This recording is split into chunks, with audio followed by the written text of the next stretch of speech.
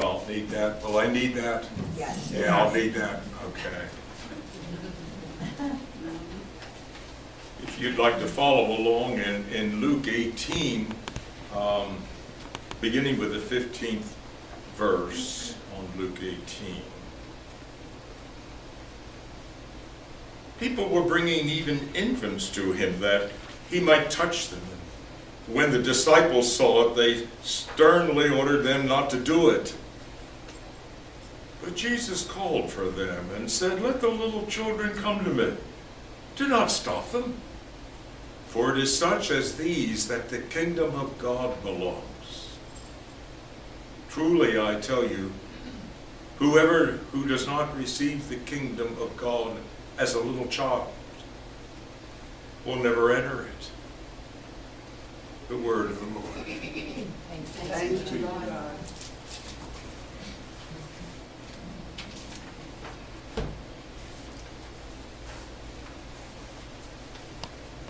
Your sermon now. I'm sorry, I thought there was something else there.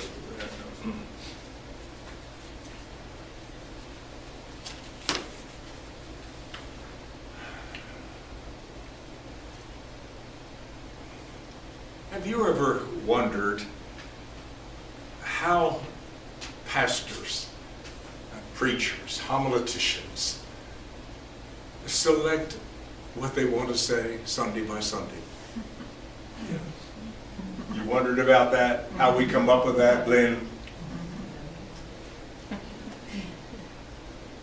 Don will tell you too, there's a help that we have.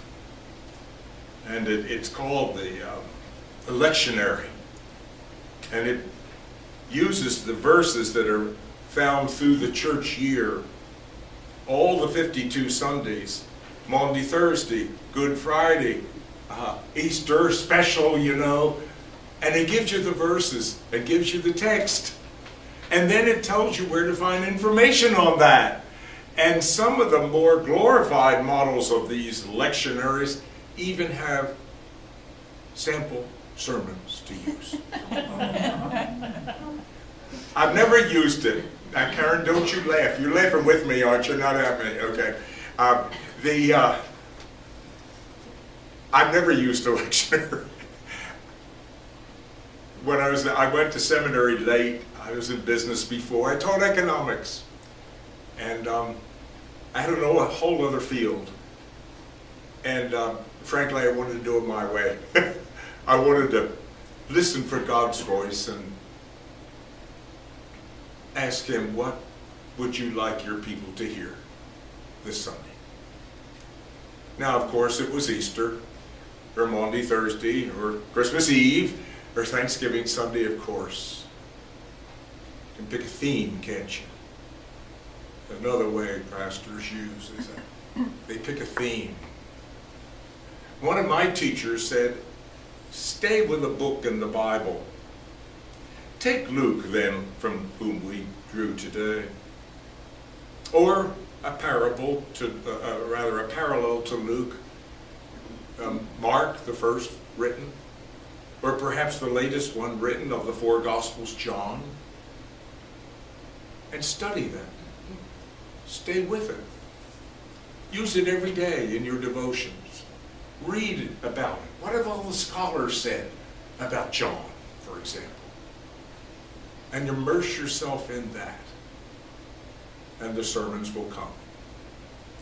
Dietrich Ritschl was his name, one of the brightest, most able scholars I ever had the privilege to work with.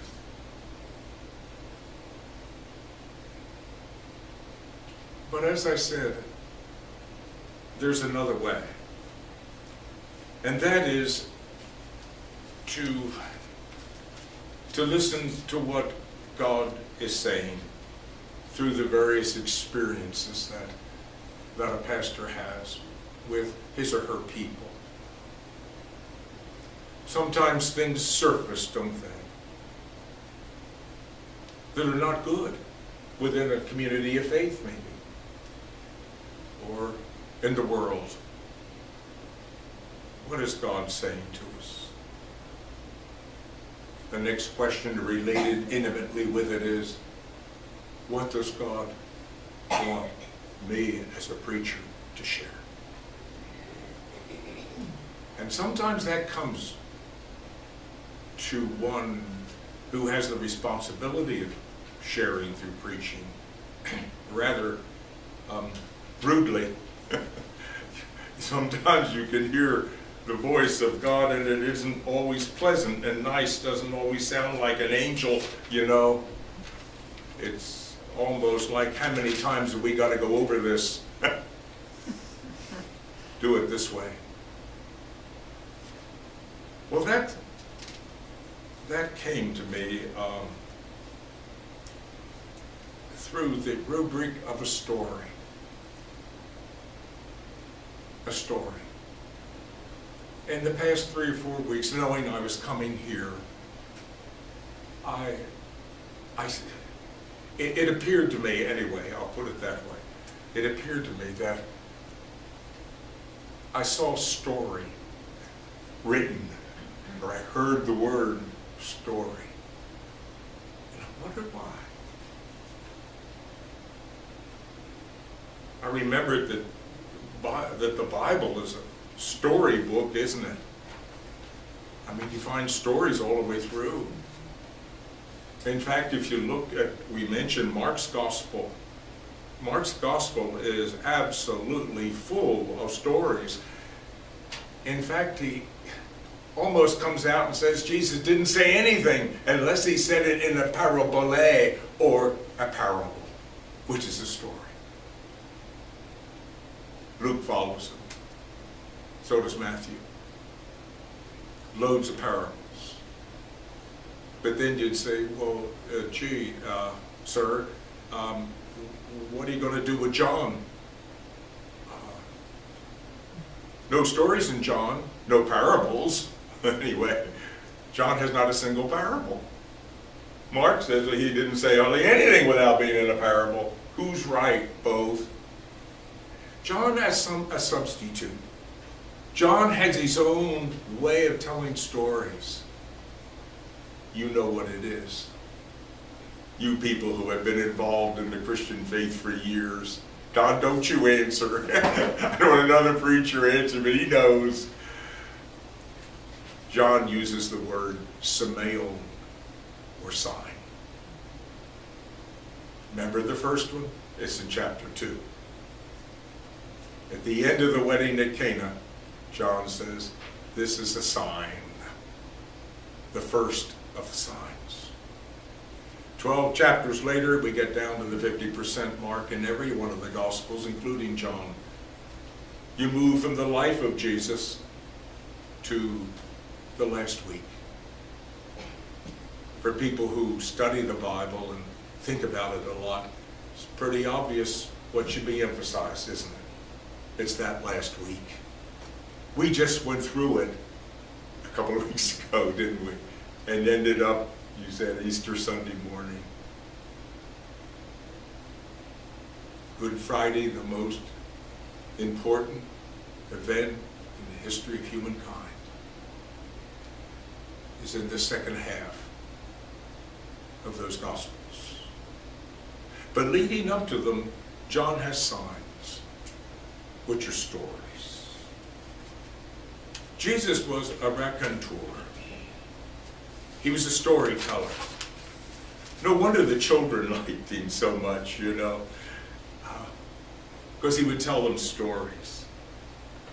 Do you remember growing up, wanting to hear your parents, your older brother or sister, aunt and uncle, grandmother tell you stories? I did, I remember. I would call my father. Once I got into bed at night and the door was open to my bedroom, I would call him. Dad, Dad, I'm coming, son. And he would come up the steps from whatever he was doing and sit on the side of my bed and tell me a story. Dad, where did you live when you were young? Dad, where did you meet Mom? Dad, why are we living here? Dad this, Dad that. Explain those things to me. You see, as a child, I had an incurable desire for knowledge and understanding, didn't I? So did you. Look at what we learned as children. Look at the information we took in. More volume than anything we would ever have if we studied a PhD at Harvard. You know, that would be easy compared to what a kid takes in. He learns a language. In fact, my daughter married a German fellow from Heidelberg. He spoke to her children and his children together only in German. And Debbie spoke to their children, let me correct that, as children they had together, only in English. Remarkable what God's waving his head. We've seen that, haven't you? And I'll never forget one little girl they had one time. Her father was correcting her because she was hanging on one leg off the stool and one leg on the stool, and he was afraid she was going to fall. So in German, he told her, "You sit on your stool right," in German. And she said, "I am on my stoola." She mixed the two languages in which she did that. It was always a joy, you know, to see her do that. My mother was raised in that family herself. Her father was from Austria, her mother from Philadelphia. She learned both languages easily. That's the point. What is this about children? How do they pick up from, what signs do they see? The way we look, the way we cast away, the way we move away from someone or towards someone. They pick up that language, don't they? They pick up how to live, don't they? From us. My grandfather meant so much to me. My mother's father, the one from Austria, came here as an orphan. His parents had died. How he got here, we do not know. But we do know that he stayed with an aunt in Philadelphia. And there were signals they used. They were at a row house, and they could knock on this family or that family would come, and certain signals meant that they had to come then, you know, and all. Well, he couldn't get in one day, and he remembered the rules. He went at the door, the lady next door, and she said, "Louis, I'm coming out. I'll let you in. Evidently, your aunt is gone." You know, she's gone, but she'll be back. Oh, he said, "Thank you." Let him in, went through the vestibule, walked into the living room, and you know what? He never went back. That was 3 now. Never entered the house again. And a Christian businessman picked him up in a carriage as he walked the streets of Philadelphia. Can you imagine doing that today? In a carriage, and took him home and taught him the printing business. Got him clothes, food, took care of him. In a sense, adopted him. Think what my grandfather learned about God through that. I think I told you this, Lynn. I call my children, I ask my children, my family, my daughters and sons, to call me, what? Pop. He was the one that meant so much to me and my family. He didn't have an earned doctorate. He didn't know 4 languages. He wasn't a great painter, you know. But boy, did he have a grip on what it was to live the Christian life.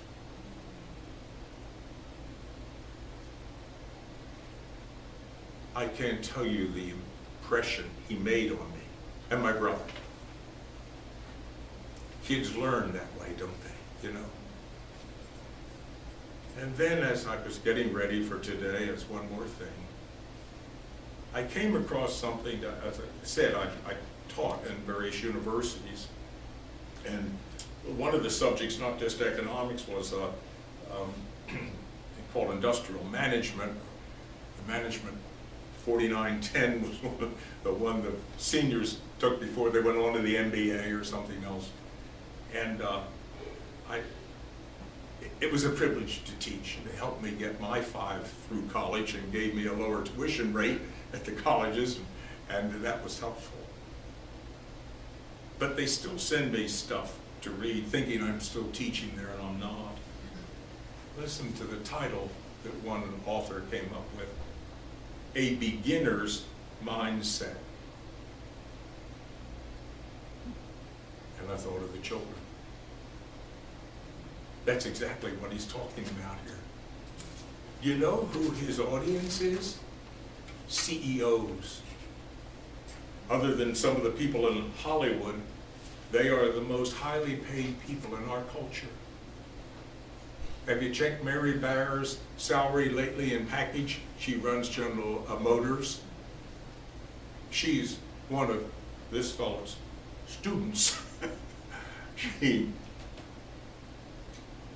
He's saying, why don't you go back and start over again? Why don't you ask how your organization runs, or how it should run, as a child would ask it? Daddy, why do you do this and not that? Why don't we try this? Not just to do it the way a good CEO would do it, you know, but even ask some basic questions like this. Is what we're doing the right thing to do? Not just, are we doing it well? Is it okay, Daddy?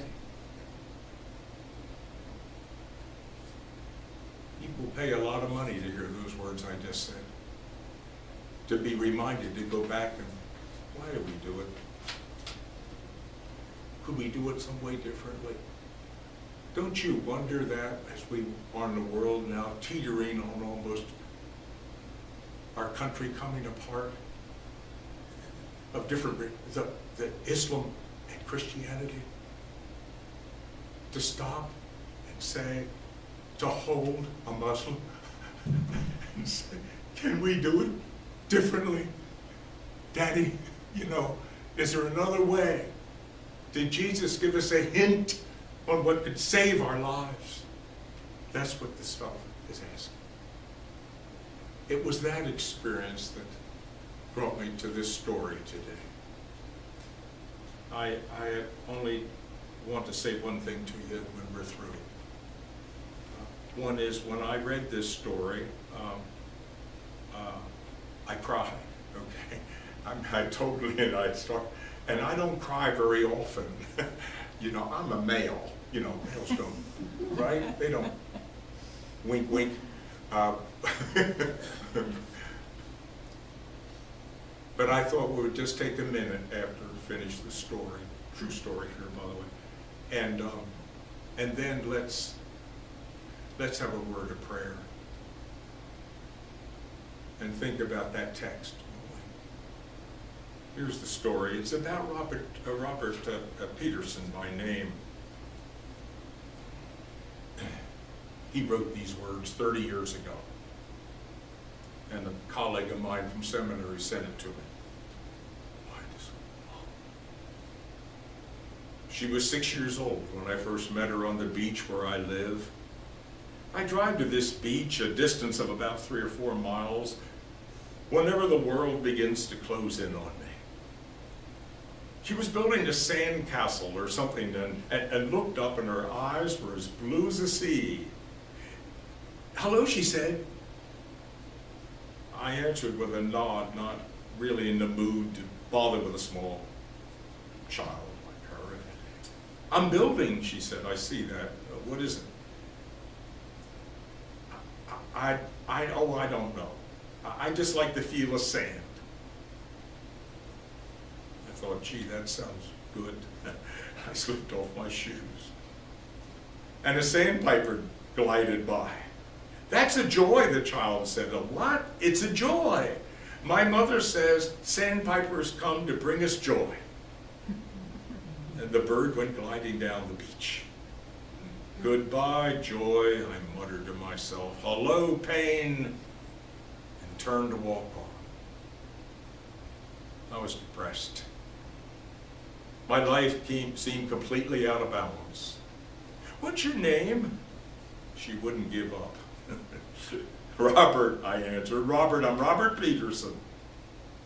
Mine's Wendy. I'm 6. Hi, Wendy. She giggled. You're funny, she said in spite of my gloom.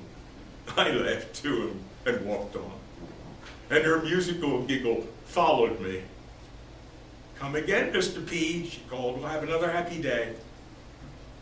And after a few days of a group of unruly Boy Scouts, PTA meetings, and ailing mother, the sun was shining one morning as I took my hands out of the dishwasher.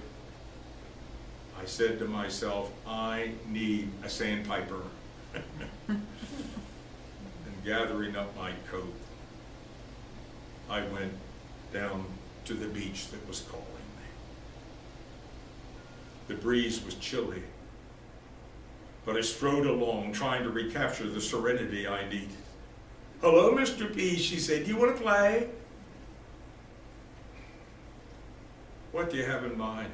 I asked with a twinge of annoyance. I don't know, you say. What about charades?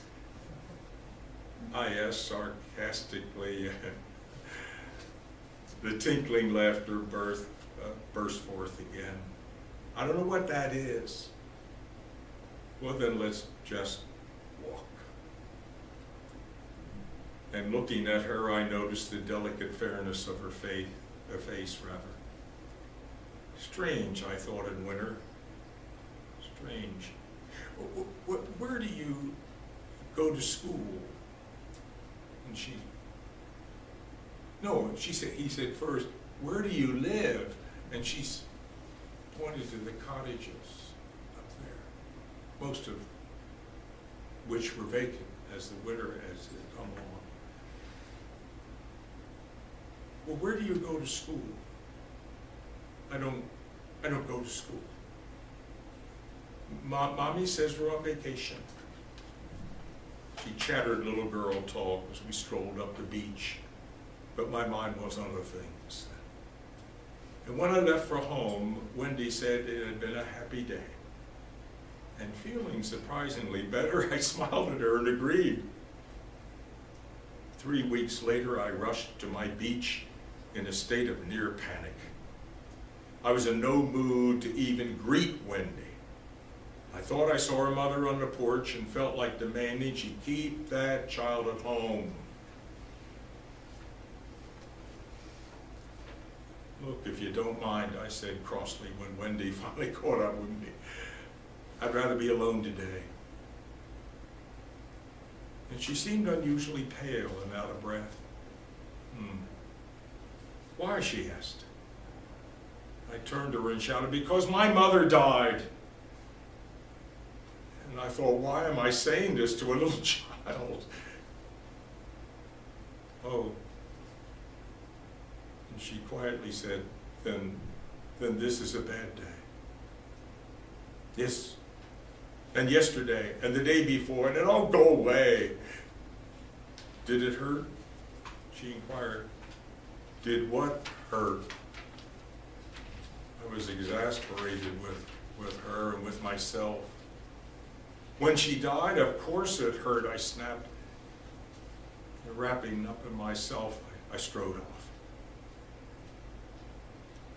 A month or so after that, when I went next to the beach, she wasn't there. And feeling guilty and ashamed and admitting to myself that I missed her. I went to the cottage after my walk and knocked at the door. And a drawn-looking young woman with honey-colored hair opened the door. Hello, I'm Robert Peters, I said. I missed your little girl today and I wondered where she was. Oh, Mr. Peterson, please come in. Wendy spoke of you so much. I'm afraid I allowed her to bother you, and if she was a nuisance, please accept my apologies. Not at all. She's a delightful child, I said, suddenly realizing that I meant what I just said. Wendy died last week, Mr. Peterson. She had leukemia. Maybe she didn't tell you. Struck dumb, I groped for a chair. I had to catch my breath. She loved this speech, so when she asked to come, we couldn't say no. She seemed so much better here and had a lot of what she called happy days. But the last few weeks, she declined rapidly, and her voice faltered. She left something for you. If only I can find it. Could you wait a moment while I look? And I nodded stupidly, my mind racing for something to say to this lovely young woman. She handed me a smeared envelope with Mr. P in capital letters, printed in bold, childish letters. And inside was a drawing in bright crayon hues, a yellow beach, a blue sea, and a brown bird. And underneath was carefully printed, a sandpiper to bring you joy.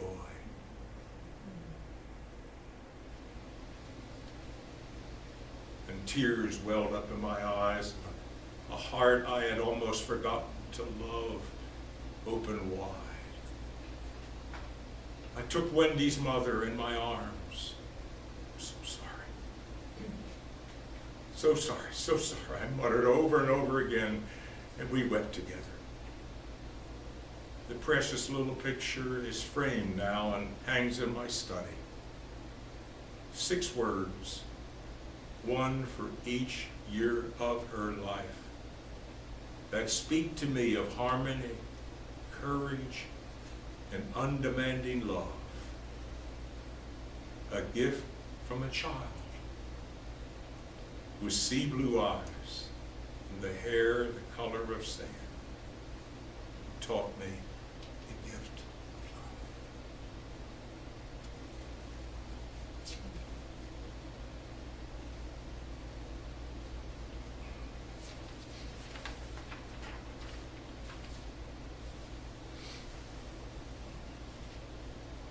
It's okay to take the hand of the one next to you if you'd like.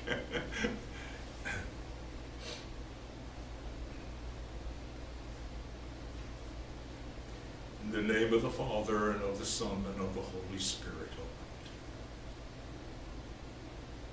amen. Thank you for the children, for those who learn with voracious appetite, but who also teach us much. Through Christ, you reminded us of that. As if we had come to a railroad crossing. The Bible screams at stop, look, listen. Maybe a little child wants to share his or her heart with us. And it will be